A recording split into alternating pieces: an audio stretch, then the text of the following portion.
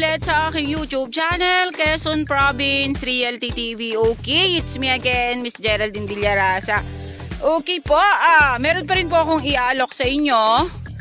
Dito pa rin po ito sa amin sa Tagkawayan, Quezon. Siya naman po ay 3.5 hectares. Then along Barangay Road. Yan, nakita nyo naman po kanina yung video ko na talagang yung pong Barangay Road ay hindi pa po totally developed. Ano po, meron pong may sementado na, meron naman pong rough road pa. Then yung papunta po dito mismo sa property ay talaga pong nasudsud lang po siya pero sira pa talaga. Dahil nga po pagka umuulan, nadadaanan siya ng tubig kaya medyo sira po yung kalsada. Pero po ito po ay kalsada talaga. Barangay Road po mismo talaga. Then yung pong property ay napakahaba po ang frontage niya dito sa kalsada. Ano po? Then nasa titulo po niya is 5 hectares. Ngayon, magulang po nila ang nasa titulo. 3 po silang magkakapatid. Share na po ni tata yung 3.5 hectares. Pero sabi ko nga po, kahit share nila yon, kahit share niya yon, gagawa pa rin po ng extrajudicial kasi sa magulang po nila yung property nakapangalan. Kaya po, pipirma pa rin po silang 3 magkakapatid dito kahit po kanyang mana na are. Ano po, yun naman po talaga ang tamang proseso. Wala naman daw pong problema kasi ang mga kapatid niya ay mga buhay pa. Ngayon, yung nagbebenta po ngayon, siya po yung pinakang bunso. Okay, tara po at papasukin po natin ang 3.5 hectares ng Tagkawayan, Quezon. Okay, ang start po ay etong nyug na to. Yan, papunta po yan dun. Patusok po yan doon, papunta doon. Basta yung linyada pong yan po ang boundaries. Ano po? Ito po yung dito gilid sa Barangay Road. Ayan, nakikita naman po ninyo na talaga pong nakaukit na yung kalsada. Nga lang, nasira po siya sa kakaulan. Then hindi nga po siya nadidevelop. Ano po? Okay po, talagang napakahaba po ng frontage dito sa kalsada. Kasi ito pong binabaybay namin ito. Yan pa po yung kalsada na harap po nung property. Then ito pong kabilang side na to, ayan, medyo po siya walang tanim dito. Pero ang sabi po ni tatay, meron siya dyang mga tanim na nyog na maliliit. Hindi pa po siya namumunga. Kumbaga po ay katatanim lang. Pero mga buhay na po ang nyog dyan sa side na yan. Pero yung mga yon, yung mga nandun, ay nakukuhanan na po talaga ng produkto. Ito po yung kalsada na naka-propose.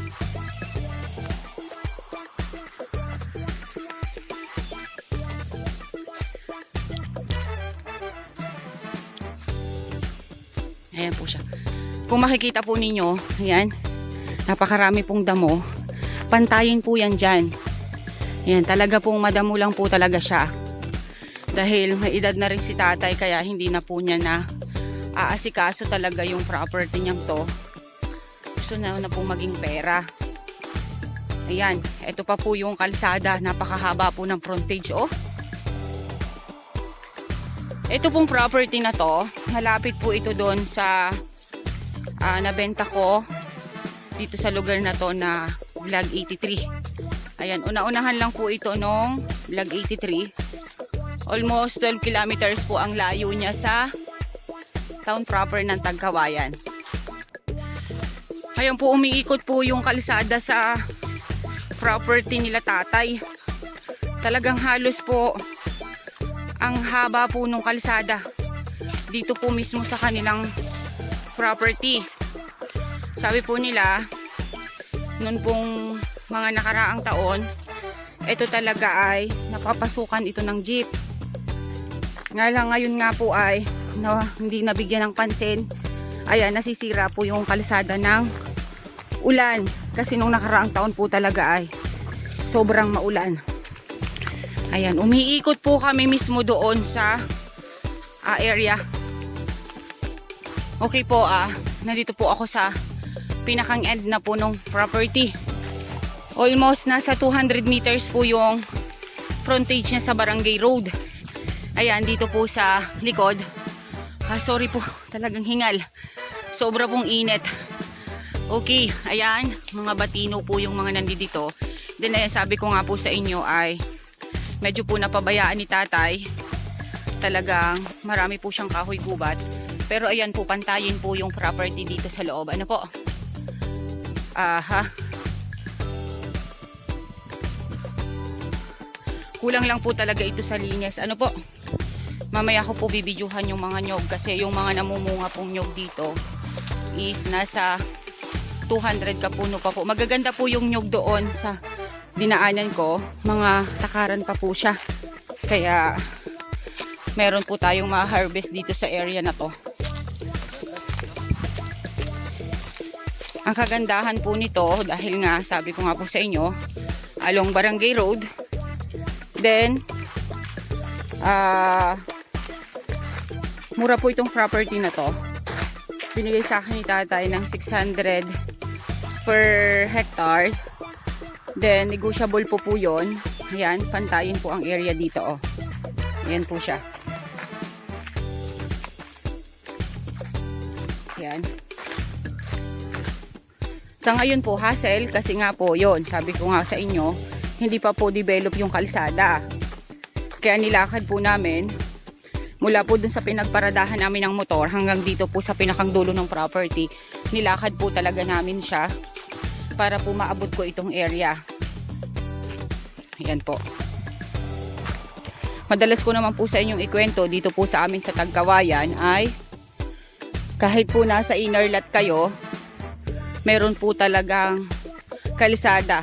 Sa tax mapping po ng munisipyo, lagi pong may kalsada ang property dito sa amin. Ayan, flat na flat pa po itong side na are. Medyo po dito sa part na to ay wala po ditong nyog. Ano po? Doon naman po sa bungad, yung una kong pasada sa inyo kanina, ay maliliit pa.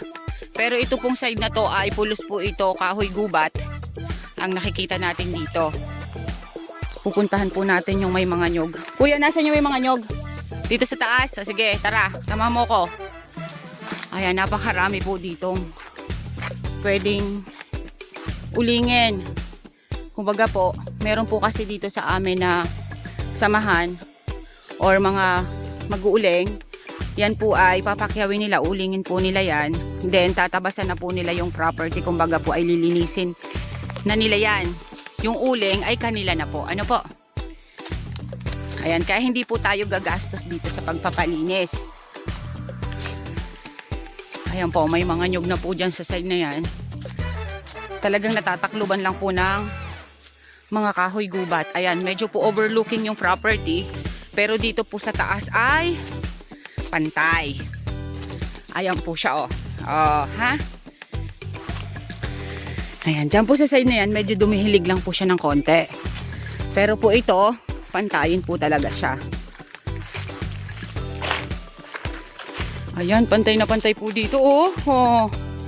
Linis lang po talagang kailangan niya. Ayan na po yung mga nyog na mga namumunga na takaran. Ayan, pantayin po, oh, oh.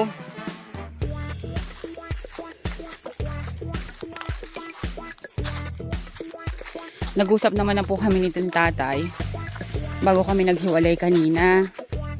Yun nga po, yung about po dun sa documents, wala po problema kasi pipirma po lahat ng kapatid niya. Bali 3 lang naman po sila, pare-parehas po sila ay buhay pa. Ayan, yan na po yung mga nyog, oh. Sila po ay may kanya-kanya na kasing toko. Ayan, pantayin pa rin po itong saynare. Pagka po nalinisan yan, kitang-kita po ang bayan po ng Tagkawayan. May kanya-kanya po sila natuka. Ngayon, ito po yung natuka sa kanya na 3.5 hectares na to. Nga lang, sabi ko nga sa kanya, kahit po ay sa kanya ito nakatuka, ay kailangan pa rin po ang mga ate at kuya para po doon sa extrajudicial nilang magkakapatid. Ano po? Ayan po yung mga nyog niya. Hindi lang po masyadong kita dahil nga po sa nagtatayugan na mga kahoy gubat. Pero siya po ay may 200 na coconut na namumunga or naharbisan. Ayan, pantayin pa rin po dito. Oh, ang ganda po niya. Oh, linis lang po ang kulang talaga.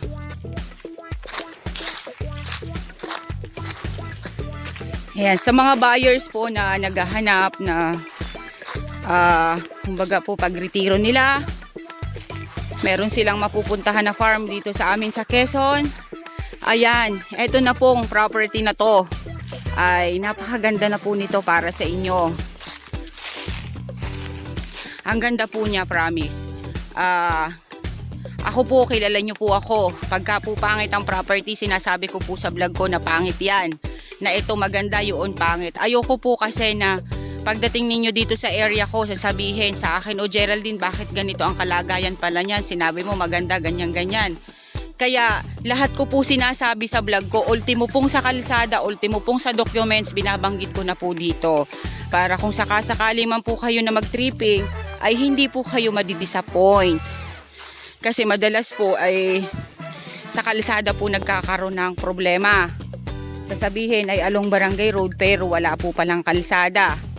Ayan, kaya po naging aral po sa akin habang ako'y pupunta sa property, binibidyo ko na po ang kalsada para po kita na po ninyo kung anong kalagayan. Ito pong area na to, marungis lang po talaga. Kumbaga po sa mukha ng tao ay marami pang tagyawat. Pero yung tagyawat naman pong yun ay pag pinafacial nyo po yun, pag ginamot nyo po yun ay mawawala. Ganun din po ito. Tabas lang po ang kulang nito. Pagka po ito natabasan, napakaganda po ng area niya talaga. Pero yun nga po, sabi ko nga po sa inyo, hassle pa po ngayon ang kalsada kasi po hindi pa po siya develop. Pero yan po ay madidevelop. Ano po? Ayan. Napakaganda po, oh. Medyo may dahilig din po siyang side at meron po siyang, mas lamang po sa kanya ay pantayan. Ayan po, ito pong dinadaanan kong to, pantayan po siya lahat. Ano po? Doon po siya sa mga panabi nagdahilig. Kasi nakita ko po doon sa may barangay road, doon po medyo po dumahilig ng konti. Ano po? Yan, pantayan pa rin po itong side na to. Basta yun po, bilin po sa akin ni tatay. Kung sakasakali pong may sure buyer, dun po sa presyo niya na 600 per hectare, ay negotiable pa po yun. Ano po? Gusto niya rin po talagang mabenta. Siyempre, medyo tumatanda na si tatay. Kaya, gusto niya na rin pong mabenta. At marami pa rin naman po silang lupain. Kaya, eto ay i-dispose niya na. Yan. Pantayin pa rin po siya, oh. May mga saging po dito na pangilan-ngilan. Ayan, kitang-kita po, oh, pantay pa rin po siya, oh. Oh. Ito po yung papunta doon sa kalsada kanina na dinaanan ko. Ano po?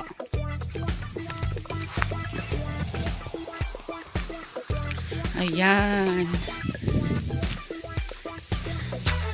Ayan po, halatado naman po dito sa side na to ang boundaries kasi yung pong kabilang side ay marami pong nyog. Ito pong akin dito ay madalang po talaga. Almost wala po talaga. Yung pong maliliit kanina na nakita ko na katatanim na rin tata, yun pa lang po. Ayan pa po siya.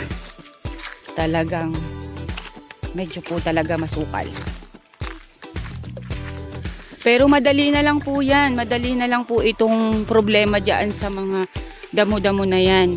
Kaya po nang binanggit ko sa inyo kanina, may mga mag-uuling po dito na pumapayag. Uulingin po nila lahat yan.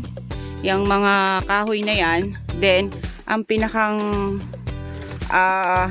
kapalit ng uling na gagawin nila ay ang paglilinis po ng property. Kaya tipid na po tayo doon sa pagpapalinis kasi dito po sa amin sa Quezon, pakyaw po dito ng mga maglilinis or mga magtatabas. Talagang malinis na po siya. 14,000 per hectare po. Ano po? Ang pakyaw po sa kanang mga magtatabas dito sa amin. Pero, yun nga, may pumapatol or may nagkakagusto na pagka maraming kahoy-kahoy ang area, sila ang magpuputol, sila ang mag-uuling.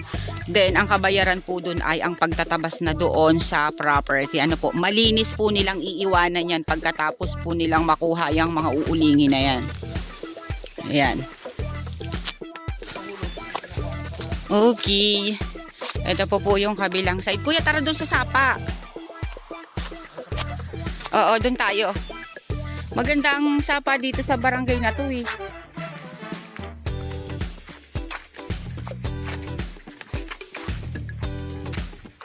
Ayan pa rin po siya. Yun, sabi ko nga po sa inyo, sa bandang gilid, yung po yung medyo dumahilig. Pero dito po sa gitna, ito po yung pantayin. Ayan, talaga pong wala pong masyadong nyug. Ano po?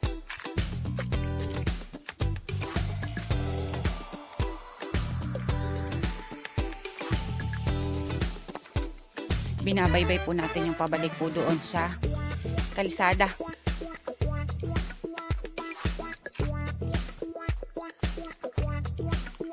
Ayan, dito po sa side na to ay medyo po tumalibis ng konti. Ito pong nilalakaran ko. Pero kunting-kunti lang po siyang umbok. Hindi naman po perfecto ang isang property. Talaga pong meron din po siyang kapintasan minsan. Ayan, ayan po yung mga nyog na mga bagong tanim ni tatay. Ayan, ito pong mga nyuga na to na may mga bunga, yan po kasama pa rin po yan. Yung sabi ko nga po sa inyo ay kakaunti na lang po yung nasa 200 kapuno na lang po yung namumunga. Ayan, padahilig po dito sa side na to. Maganda po ang source of water dito sa lugar na to nila tatay. Buhay po ang sapa dito. Tsaka, ito pong property kasi na to, tagusan po ang barangay road na to, papunta po doon sa Mapulot. Doon po sa bypass road ng Tagkawayan, Quezon. Lusutan po ito. Meron pong daan dito sa town proper at meron din pong daan doon sa bypass road ng Tagkawayan. Okay guys, sabihin nyo na po ang property namin. Dito po ito sa Tagkawayan, Quezon. 3.5 hectares along Barangay Road. Ayun, hindi ko na po napuntahan yung sapa kasi medyo po masukal talaga dyan sa side na yan. Malawak pa po ito dyan sa side na yan. Ano po, si seller na po mismo nagsabi na ito pong property nila ay may buhay na sapa dito mismo sa loob ng area. Ano po? Then, ang nyug po niya ay nakita nyo naman po sa video ko. Pangilan-ngilan po, nasa 200 kapuno na lang po yung namumunga. Then, may mga bagong tanim po sila na maliliit. Ayan nga po yung mga nyug. Hindi lang po talaga siya masyadong kita dahil sa dami po ng mga kahoy gubat dito sa area. Ano po? Mula po sa town proper ng Tagkawayan, Quezon hanggang dito po sa property ay nasa 12 kilometers po ang layo niya. Yun po, binanggit ko na rin sa inyo kanina. Karatig po ito nung nabenta ko dyan sa YouTube ko na vlog 83. Karatig lang po itong property na to. Then, buhay po talaga ang sapa dito sa barangay na to. Kasi isang barangay lang po sila nung vlog 83 ko eh. Then, ang property po ay napakahaba po ng frontage sa Barangay Road. Almost 200 meters po. Umikot po talaga mismo sa property yung Barangay Road. Then, ito po ay TCT title. Nakapangalan po sa nanay nila. 3 po silang magkakapatid. Ito po ay mana ni tatay. Then, yun nga po, nabanggit ko na sa inyo na ito po ay may extrajudicial pa rin kahit kay tatay ito nakatoka kasi nga po ay sa magulang po nilang nakapangalan yung titulo. Ano po, kaya sila pong 3 magkakapatid ay sama-samang pipirma sa extrajudicial nitong area ni tatay. Ano po? Then, yung pong about sa presyo, nabanggit ko na rin po, 600 per hectare, negotiable. Kayo na po ang mag-uusap ni tatay about dun sa tawaran. Then, yung pa rin pong sinabi ko sa inyo na pwede po tayong hindi gumastos ng pagpapatabas dito kasi talagang tabas po ang kailangan nito. Napakarami pong kahoy gubat. Ibibigay po natin sa mag-uuling yung mga puno-puno na yan na matatabas nila. Then, ang kapalit po nun ay lilinisan po nila yung property. Kasi mahal po ang papapakyaw ng pagtabas dito. 14,000 po per hectare. Yun po ang pakyawan dito sa amin sa Tagkawayan. Okay po, once again po ako po ulit ang inyong site locator, si Miss Geraldine Villarasa. Muli po ako maglalambing. Palike and share po ng aking mga vlog. And pa-subscribe na rin po ng aking YouTube channel, Quezon Province Realty TV. Okay po, thank you po for watching.